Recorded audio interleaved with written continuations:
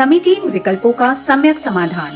सुनिए परम पूज्य श्रमश्री सुप्रभ सागर जी महाराज के मुखार बिंद से।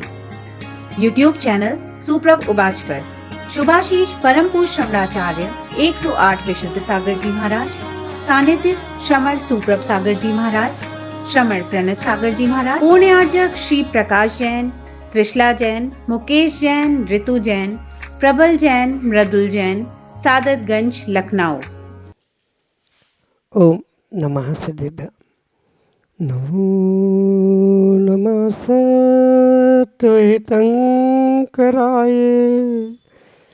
वीराय भव्याम्बुजभास्कराय अनंतलोकाय सुरार्थिताय देवादिदेवाय नमो जिनाय देवादिदेवाय नमो जिनाय। पंच परमेष्टि भगवान की परम पूज्य आचार्य भगवंत गणाचार्य श्री विराग सागर जी महाराज की, परम पूज्य पट्टाचार्य गुरुवर श्री विशुद्ध सागर जी मुनि महाराज की, परम पूज्य मुनि श्री सुप्रभ सागर जी महाराज की। समीचीन विकल्पों का सम्यक समाधान। सम्यक ज्ञान की वह अलौकिक विधा जो हमारे जीवन को सम्यक ज्ञान रूपी ज्योति से ज्योतित करते हुए हमारे कल्याण का पथ प्रशस्त कराने वाली है। क्योंकि जहाँ विकल्प है वहाँ निश्चित ही संसार है, और उस संसार की निवृत्ति का एकमात्र उपाय मन के उठते विकल्प को समीचीनता के साथ उसका सम्यक रूप से समाधान प्राप्त करते हुए अपने ज्ञान को सम्यक ज्ञान बनाने का। क्योंकि सम्यक ज्ञान जहाँ होता है वहाँ निश्चित ही कल्याण का पथ प्रारंभ हो जाता है। परम पूज्य पट्टाचार्य गुरुवर श्री विशुद्ध सागर जी महाराज ने उनकी महती अनुकंपा और आशीर्वाद से परम पूज्य मुनि श्री सुप्रभ सागर जी महाराज प्रतिदिन आपको वह अनूठी विधा प्रदान कर रहे हैं। तो आप भी पुरुषार्थ करें और अपना समीचीन विकल्प भेजते हुए परम पूज्य मुनि श्री से उसका सम्यक समाधान प्राप्त करें। प्रारंभ करते हैं आज का सम्यक समाधान। और आज के पहले विकल्प के लिए आष्टा मध्य प्रदेश से डॉक्टर मगन जैन, श्रीमती चंदा जैन महाराज श्री के चरणों में कोटि कोटि नमस्ते निवेदित करते हुए अपना समीचीन प्रश्न रख रहे हैं कि महाराज श्री ज्ञान सिद्ध और अनुभव सिद्ध का स्वरूप क्या है और इन दोनों के माध्यम से हम किस प्रकार से लाभ प्राप्त कर सकते हैं। हमारे समीचीन विकल्प का सम्यक समाधान करने की कृपा करें। नमोस्तु महाराज जी, नमोस्तु। ओम नमः सिद्धम। परम पूज्य आचार्य भगवान गुरुवर विशुद्ध सागर जी महाराज की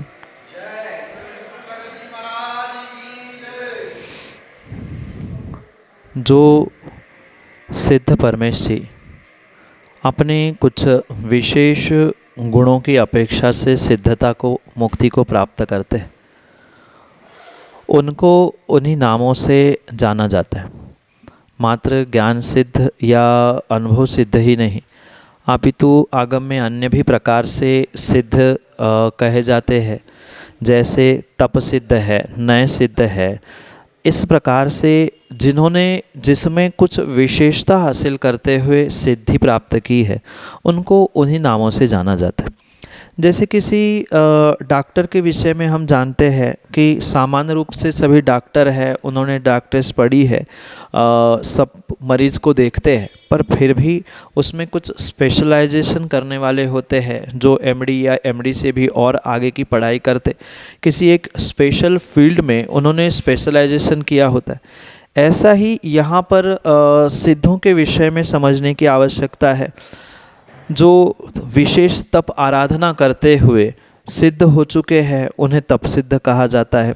जो ज्ञान की मुख्यता से यानी विशेष ज्ञान आराधना या ज्ञान साधना के माध्यम से जो सिद्ध बन चुके हैं उन्हें ज्ञान सिद्ध के रूप में कहा जाता है। जबकि सबके पास सब है, मतलब तप करने वाले के पास ज्ञान है, ज्ञान करने वाले के ज्ञान सिद्धों के पास भी तप होता है। सबको साथ लेकर ही या सबके माध्यम से ही वो सिद्धि को प्राप्त हुए हैं। पर जैसे डॉक्टर या किसी भी फील्ड में स्पेशलाइजेशन होता है, ऐसे ही कुछ स्पेशलाइजेशन के कारण से उन्हें उस प्रकार से स्वीकार किया जाता है।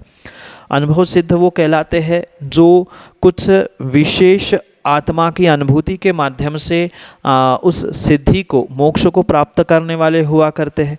इसलिए ये जो सिद्धों के भेद, चाहे ज्ञान सिद्ध हो, अनुभव सिद्ध हो, तप सिद्ध हो, नए सिद्ध हो, उनको उन फील्ड में, उन क्षेत्रों में कुछ विशेष स्पेशलाइजेशन उन्होंने वहाँ किया। इस कारण से सिद्ध बनने के पूर्व उनका उस स्थान पे, उस क्षेत्र या उस विषय में कुछ विशेष पुरुषार्थ रहा। इस कारण से उनको उन नामों से जाना जाता है और उसी प्रकार से उन्हें स्वीकार भी किया जाता है।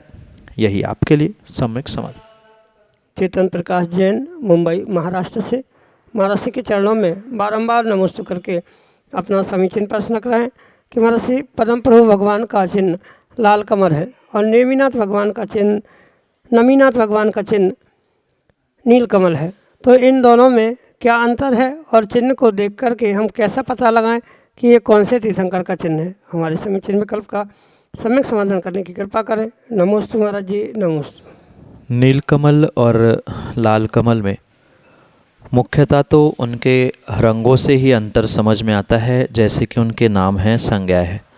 लाल कमल अक्सर लाल, गुलाबी आदि वर्णों में प्राप्त होता है और नीलकमल हल्के नीले रंग का हुआ करता है। इसके अलावा भी जो पंखुड़ियों के संख्या है, उन संख्या के अनुसार भी उनमें अंतर किया जाता है। नीलकमल की प्रजाति बहुत ही अल्प होती है, उनके पंखुड़ियों की संख्या भी लगभग 12 से 25 तक होती है। और जो लाल कमल है वह अक्सर बहुत मात्रा में मिलते हैं, अक्सर देखने के लिए मिलते हैं। उसके अलावा 25 या 20-25 पंखुड़ी से लेकर 50 पंखुड़ियों तक उनकी संख्या लाल कमल के निमित्त से कही जाती है। जो सहस्त्रदल कमल भी प्रसिद्ध है, वह नील कमल की नहीं अपितु लाल कमल की ही एक प्रजाति कही जाती है। इसके अलावा उनके खिलने के भी समय या पानी की सतह ऊपर नीचे आदि की अपेक्षा से भी अंतर है। मतलब जो लाल कमल है उसके जो डंठल है वह बहुत नीचे से बिल्कुल ज़मीन की सतह से पानी तक पहुंचते हैं, जबकि नीलकमल ऊपर के ऊपर ही उसके डंठल और ऊपर के ऊपर ही उनकी पंखुड़ियाँ देखने के लिए मिलती है। खिलने के भी समय में अंतर देखने में मिलता है। लाल कमल अक्सर सुबह ही खिलता है और शाम को बंद हो जाता है, पर नीलकमल की कुछ ऐसी विशेष प्रजातियां हैं कि जो शाम को या रात के समय में खिलती है और दिन में बंद होती देखी जाती। तो ये बेसिक इनमें अंतर है। और अब इनका अंतर अगर भगवान के चिन्हों के अपेक्षा से समझना है तो जब भगवान तीर्थंकर स्वामी के चिन्ह बनाए जाते हैं नीलकमल या लाल कमल की अपेक्षा से, तो जहाँ अधिक संख्या में पंखुड़ियाँ बनाई जाती है वह लाल कमल के रूप में स्वीकार करना होगा, और जिनकी अल्प संख्या में 3 या 5 रूप से मात्र पंखुड़ियाँ बना के चिन्ह बनाया जाता है वह नीलकमल के रूप में उन तीर्थंकरों को समझने की आवश्यकता है।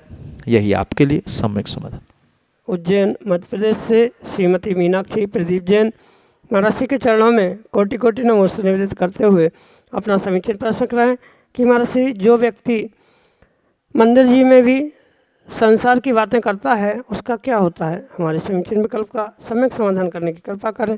नमोस्तु महाराज जी, नमोस्तु। जो सांसारिक विकताओं में जीव अपने आप को मंदिर जैसे श्रेष्ठ स्थानों में ले जाकर भी उलझा के रखता है, स्वाभाविक सी बात है। विकथा चाहे वह चोर कथा या किसी प्रकार से आहार आदि के विषय में या संसार के किसी भी घटनाक्रम के विषय में जो चर्चाएं मंदिर में हो रही है, स्वाभाविक रूप से वो विकथाएं है। और विकथाओं का रिजल्ट कर्म बंध के रूप में पापाश्रव, जो कि संसार के दीर्घता का ही कारण होता है। इसलिए संसार का कोई भी कार्य हो या संसार के संबंधित कोई भी कार्य पे चर्चा हो, ये पूर्ण रूप से श्रावकों के लिए या अन्य भी किसी के लिए पाप का और दीर्घ संसार का ही कारण बनने वाला है। इसलिए ये आवश्यक नहीं है कि वह संसार की किस प्रकार की कौन सी क्या बातें कर रहा है, चाहे घर गृहस्थी की हो, व्यापार की हो, चोर कथा हो, राजकथा हो, भय कथा हो, स्त्री कथा हो, किसी भी प्रकार की संसार के संबंध की कथा हो, उसके माध्यम से व्यक्ति का, जीव का, मनुष्य का संसार ही दीर्घ होने का निमित्त बनता है। यही आपके लिए सम्यक समाधान। धैर्य मनीष मोदी, नागपुर, महाराष्ट्र से। महाराज श्री के चरणों में बारंबार नमोस्तु निवेदित करते हुए अपना समीचीन प्रश्न कर रहे हैं कि महाराज श्री ऐसा क्या करें हम जिससे कि जो पढ़ें वह जल्दी याद हो जाए और जिससे हमें ज़्यादा न पढ़ना पड़े। हमारे समीचीन विकल्प का सम्यक समाधान करने की कृपा करें। नमोस्तु महाराज जी, नमोस्तु। व्यक्ति का जैसा ज्ञान का क्षयोक्षम होता है उसके अनुसार ही उसको अधिक ज़्यादा पढ़ना या धारणा, स्मृति आदि ये जो मतिश्रुत ज्ञान के क्षयोक्षमिक ज्ञान के विषय कहे जाते हैं उनके अनुसार ही उनके कार्य होते हुए देखने के लिए मिलते।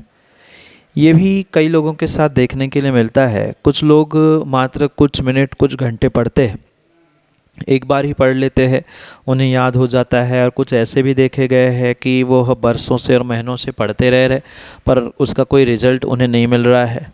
ये व्यक्तिगत अपने ज्ञानावरणी आदि कर्मों के क्षयोक्षम आदि के निमित्त से हुआ करता है।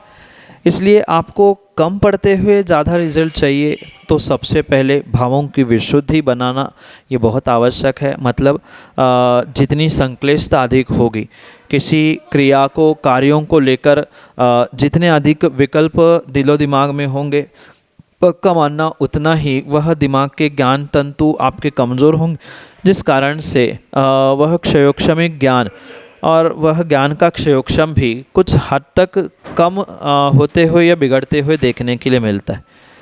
मतलब अगर व्यक्ति ये चाहता है, आप भी ये चाहते हैं कि कम पढ़कर हमें ज़्यादा उसका रिजल्ट मिले या कम मेहनत में हमें बहुत कुछ प्राप्त हो, तो उसके लिए पढ़ाई के साथ साथ आपको अपने जो आपसे ज्येष्ठ है, चाहे घर के माता पिता हो, भाई बंधु हो या गुरु, प्रभु, भगवान आदि जिन्हें जिन्हें आप मानते हैं, उनके प्रति आपको विशेष समर्पण भाव बना के रखने की आवश्यकता है।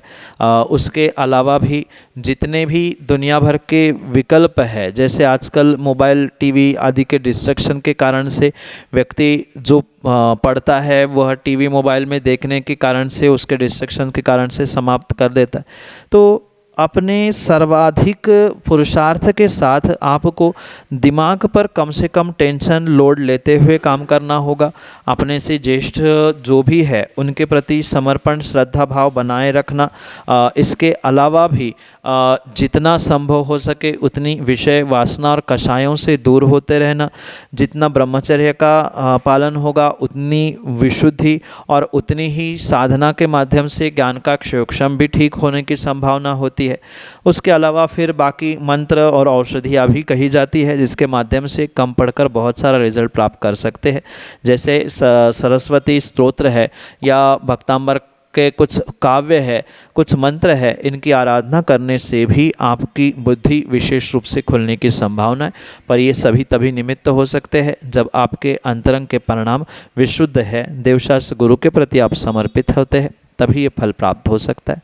यही आपके लिए सम्यक समाधान। गुरसराय, झांसी, उत्तर प्रदेश से अनन्य गुरु भक्त सिंगई महेंद्र कुमार जैन अगले समीचीन विकल्प के लिए हमारे सामने।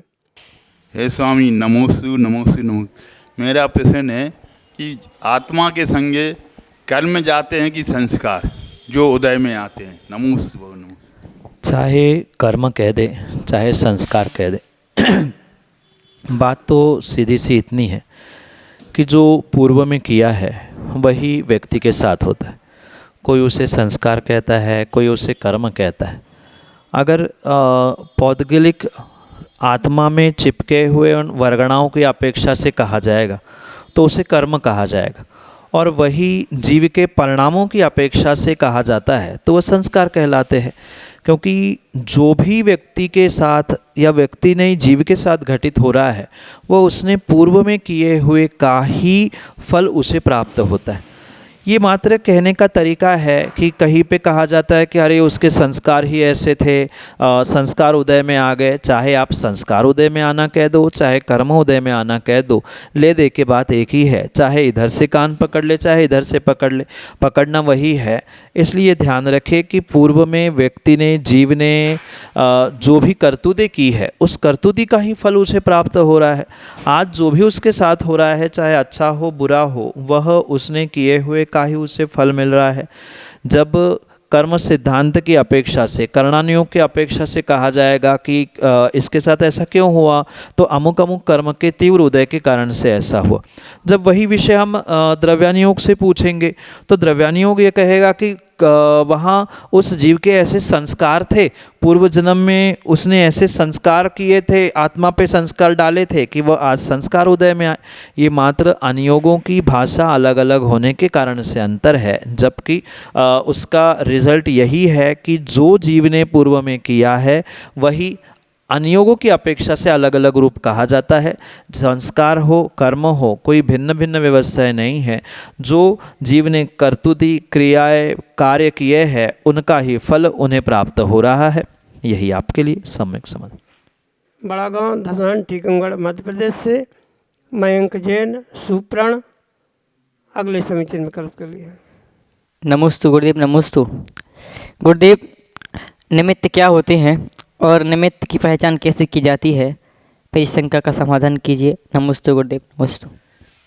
निमित्त और उपादान ये दो ऐसे कार्य के सिद्धि के लिए आवश्यक फैक्टर्स है, घटक है, जो कहीं न कहीं उस कार्य की सिद्धि के लिए अनिवार्यता से स्वीकार किए जाते हैं। जो उपादान को प्रभावित करता है वह निमित्त है, और जो निमित्त से प्रभावित होता है उसे उपादान कहा जाता है। जब तक उपादान रूपी व्यक्ति की, जीव की या किसी वस्तु की आंतरिक शक्ति नहीं है तब तक वह निमित्त कार्यकारी नहीं होता, या ऐसा कह दो जब तक निमित्त कार्यकारी नहीं हो रहा है, जिसके कारण से, जिसके सहयोग से, जिसके अपेक्षा से उपादान जागृत होता है या उपादान कार्य कर पाता है, वह निमित्त जब तक नहीं है तब तक उपादान भी कार्यकारी नहीं हो सकता। ये अवश्य ध्यान रखें कि उपादान व्यक्ति के, जीव के या किसी वस्तु की आंतरिक शक्ति को कहा जाता है, और निमित्त उस शक्ति को उद्घाटित करने के लिए या उस शक्ति को प्रकट करने के लिए जो एक साधन उपलब्ध हो रहा है, वह साधन ही आगम की अपेक्षा से निमित्त के रूप में कहा जाता है। इसलिए निमित्त कोई बाहर की वस्तु नहीं है। भले ही बहिरंग निमित्त अलग प्रकार से कहे जाते हैं, वो भी आवश्यक है, पर अंतरंग निमित्त और अंतरंग उपादान की शक्ति, इसके अपेक्षा से ही इनकी सब व्यवस्था को समझने की आवश्यकता है। मतलब जो कार्य हो रहा है, जैसे कमल का खिलना है, तो उस कमल के खिलने के लिए कमल की स्वयं की शक्ति तो है, पर कमल की स्वयं की शक्ति के साथ उस कमल को खिलाने के लिए जो सूर्य निमित्त बन रहा है, ये उसका निमित्त नैमित्तिक संबंध है। ये स्पष्ट समझना, निमित्त सबके लिए एक सा हो जरूरी नहीं है। किसी के लिए कुछ निमित्त बनता है, किसी के लिए कुछ बनता है। तो जो उपादान को जागृत करने वाला है या जिसके माध्यम से उपादान जागृत होता है, वही कायदे से निमित्त है। क्योंकि सबके लिए, जैसे मारीची के विषय में आता है, तीर्थंकर जैसे महानिमित्त होने पर भी मारीची के लिए वो निमित्त नहीं बन पाए, क्योंकि उनको उपादान जागृत करने के लिए वो कार्यकारी नहीं हुए। तो उपादान को जागृत करने के लिए जो कार्यकारी बनता है, जो कार्यकारी साधन बनते हैं, उसे ही आगम में निमित्त कहा है, और उस निमित्त से ही वह उपादान जागृत होता है, प्रभावित होता है। उनका जो जैसा निमित्त नैमित्तिक संबंध होता है, उस अपेक्षा से ये कार्य होता है। स्पष्ट इतना ही समझे, आत्मा की या वस्तु की आंतरिक शक्ति उपादान है। उस शक्ति को जागृत करने के लिए जो भी कारण, जो भी साधन, जो भी उपलब्ध है, वह निमित्त के रूप में कहा जाता है। उसको व्यक्ति को अनुभव से ही समझने की आवश्यकता है कि मेरे लिए अच्छे बुरे आदि क्रियाओं के लिए कौन निमित्त बन रहा है, कैसे निमित्त बन रहा है, कैसा निमित्त प्रभाव डाल रहा है, ये व्यक्ति को स्वयं के अनुभव से ही समझने की आवश्यकता है। यही आपके लिए सम्यक समाधान। समीचीन विकल्पों का सम्यक समाधान सुनिए परम पूज्य श्रमश्री सुप्रभ सागर जी महाराज के मुखार बिंद से। यूट्यूब चैनल सुप्रभ उबाच पर शुभाशीष परम पूज्य श्रमणाचार्य 108 विशुद्ध सागर जी महाराज, सानिध्य श्रमण सुप्रभ सागर जी महाराज, श्रमण प्रणत सागर जी महाराज, पूर्ण आर्जक श्री प्रकाश जैन, त्रिशला जैन, मुकेश जैन, ऋतु जैन, प्रबल जैन, मृदुल जैन, सादतगंज लखनऊ।